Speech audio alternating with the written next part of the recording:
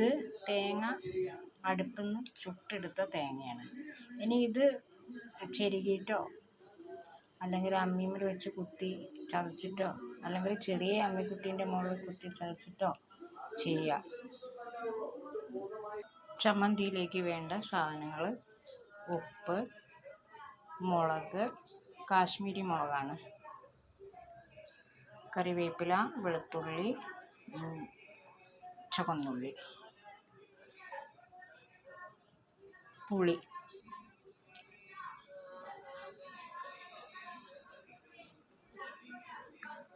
ഒരു ടീസ്പൂൺ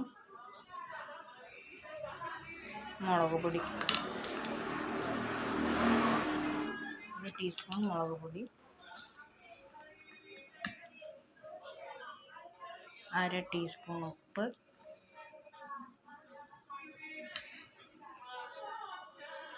ചുവന്നുള്ളി, വെളുത്തുള്ളി, കറിവേപ്പില.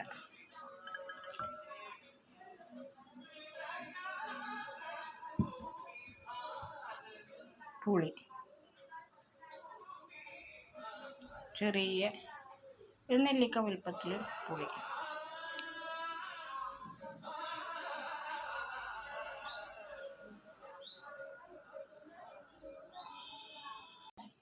തേങ്ങ ചുട്ടരച്ച ചമ്മന്തി ഇവിടെ റെഡിയാക്കുന്നു. എല്ലാവരും ഒന്ന് നോക്കണേ.